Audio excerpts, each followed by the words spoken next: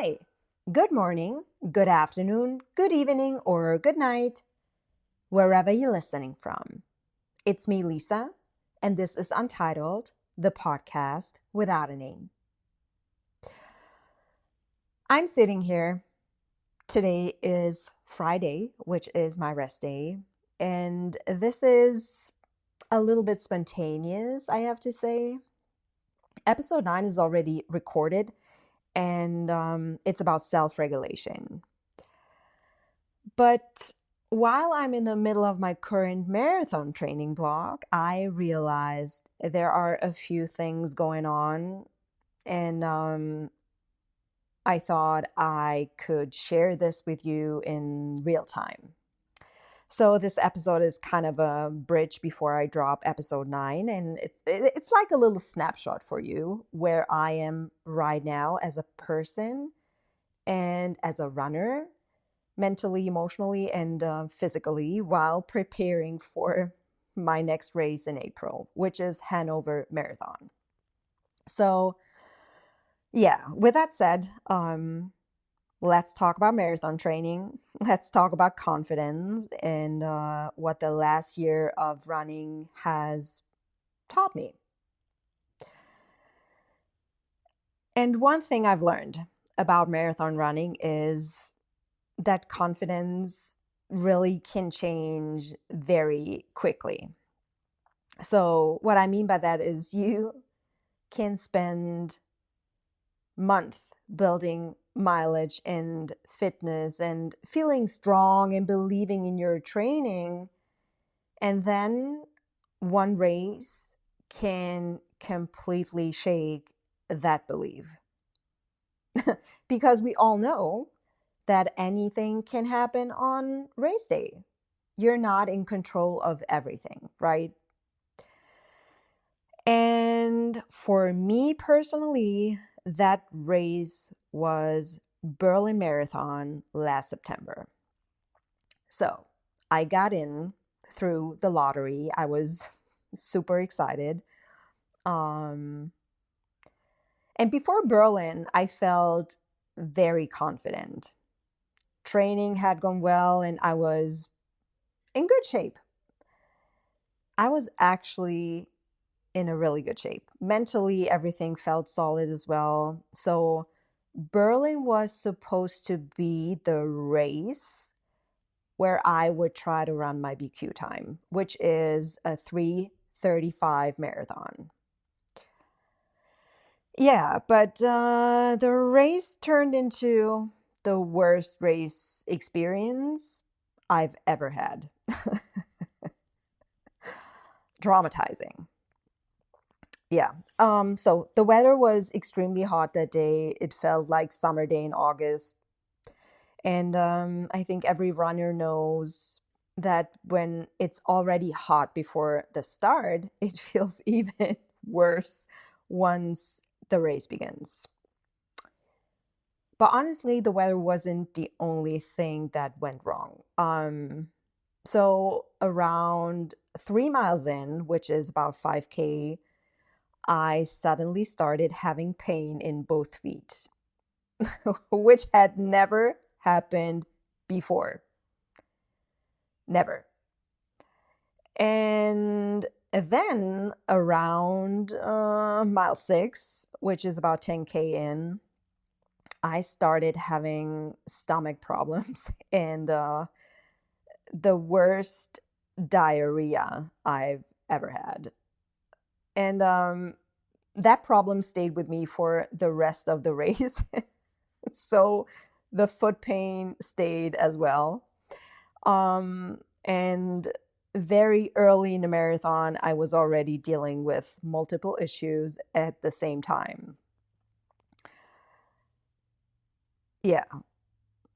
So anyone who runs marathons knows that sometimes your race strategy can completely collapse in seconds. And yeah, when that happens, it doesn't just ruin the race result. It's just, it can make you question your body and your preparation and everything. And yeah, that's exactly what happened to me during and after Berlin. It was horrible. So I was lucky though, because I had someone I could talk to about the race, and someone who gave me honest feedback, not only about the race itself, but also about my preparation and my decision in many different ways. And I really have to admit something.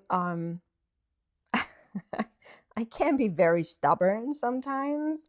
So I listen and I know that what the other person is saying is probably right.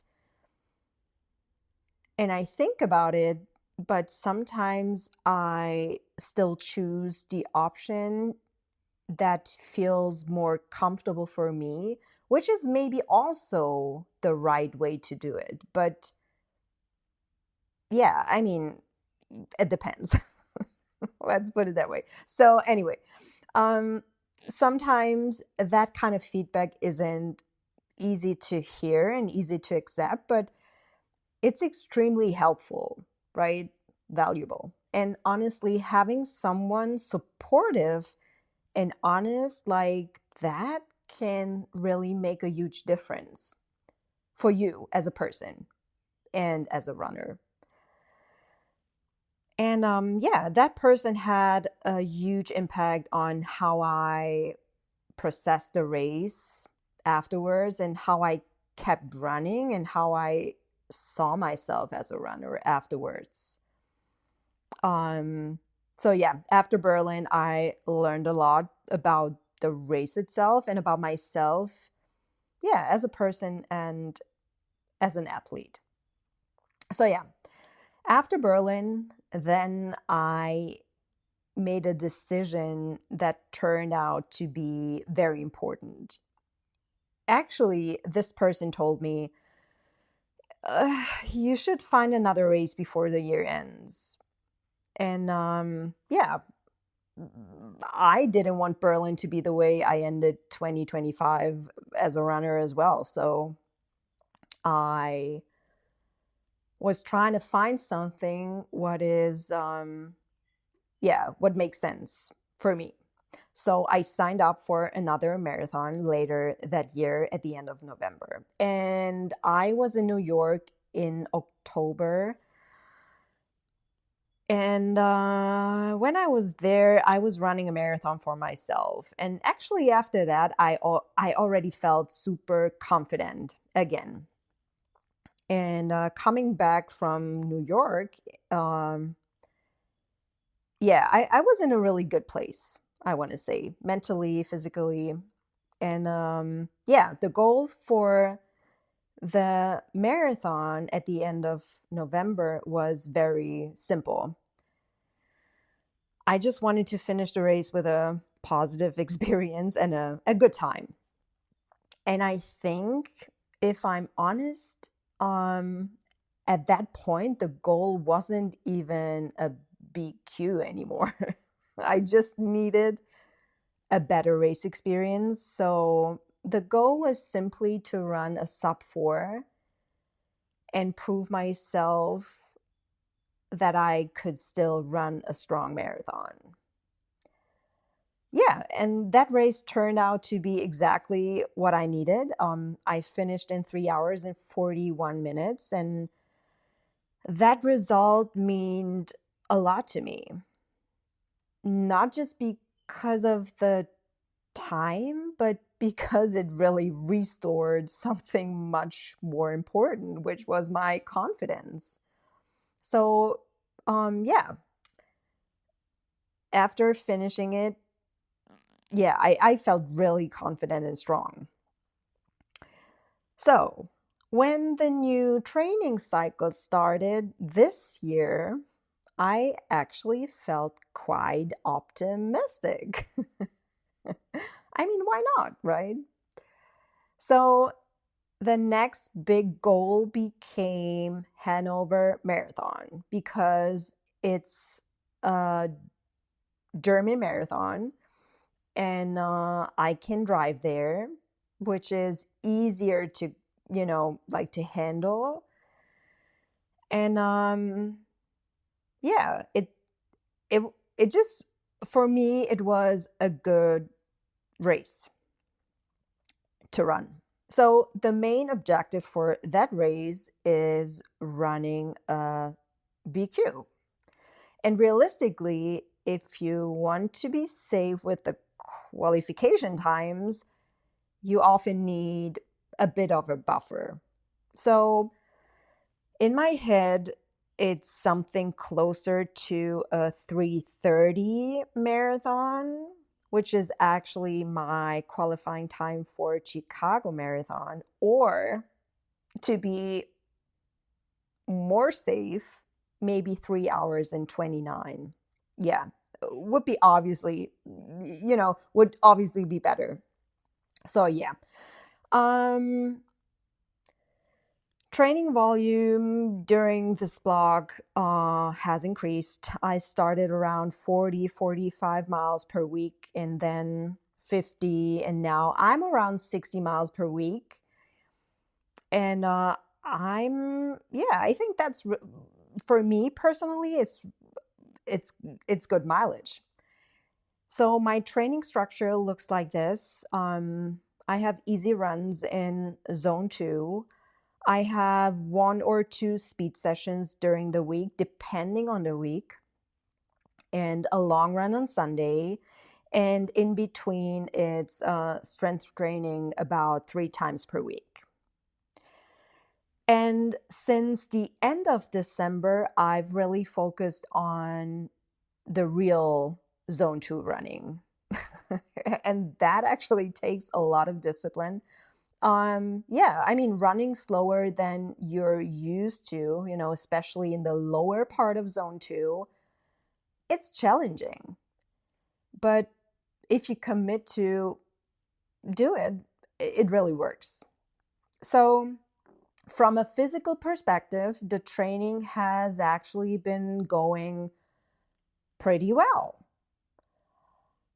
But yeah, something started happening during this block, and I would say in January, life outside of running has felt a little bit heavier. So, just a kind of emotional weight that sometimes appears, when things in life change. And what I've noticed is how much that emotional state influences the way my training feels. And I didn't expect that, honestly. So, yeah, when life feels lighter emotionally, running feels lighter too. And when life feels heavier, yeah, I mean, suddenly everything feels much harder. That's what I experience now. So, yeah, confidence, emotional energy, and mental state all play a role in how training feels and how I feel, if this makes sense. And yeah, another thing about this training block is the physical side. So, for the past few years, I've been used to running with a lot of pain. I've dealt with chronic lower back pain and nerve related pain and migraines. That's like the chronic stuff I'm dealing with. And since 2024, there is a persistent calf issue on both of my legs. So, in previous training blocks, there was almost always something hurting. And yeah, I got used to managing pain while continuing to train. Let's say it that way. But during this training cycle, something, yeah, surprising happened. Even though I'm running more mileage than before, it really works well. And yeah, I think that has a lot to do with understanding my body better. And yeah, I actually can handle my stuff in a better way. So I know better now what triggers those chronic issues and how to work around them or how to work with them. Yeah. So in many ways, I'm actually more, I mean, quote unquote, pain free than I've been in years. And we all know there's always something, there's always some kind of pain. Um, we know that a small ache, fatigue, a cold, a flu, something random, that's just part of the process. Um, yeah, there's a nice phrase I want to use. It comes with the territory. So yeah, this is what it is. And because of all these factors, this training block feels heavier mentally. And I think the reason is, yeah, quite simple. When you combine the memory of difficult race um, experience like Berlin, the pressure of chasing a qualifying time, and the emotional weight from life outside running, that can, yeah, I mean, confidence can become more, yeah, I mean, um, yeah, I don't know. And that doesn't mean the fitness isn't there.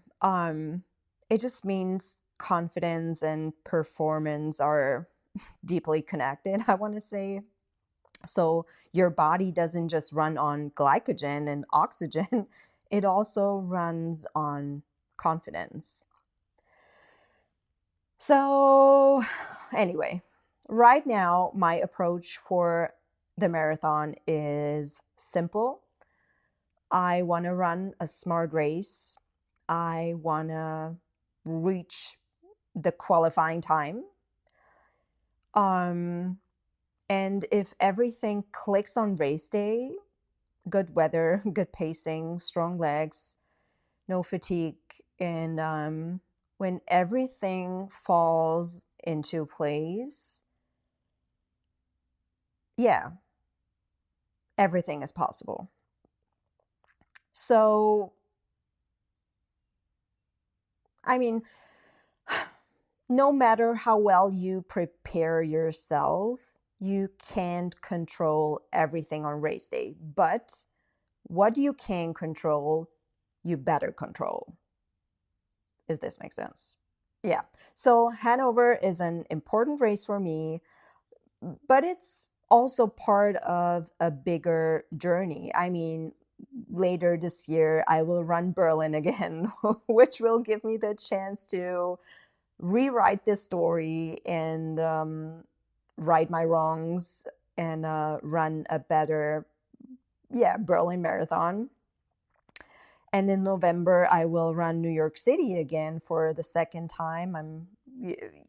Yeah. So, and maybe there will be another race somewhere in between. I don't know yet, but I can see that, to be honest.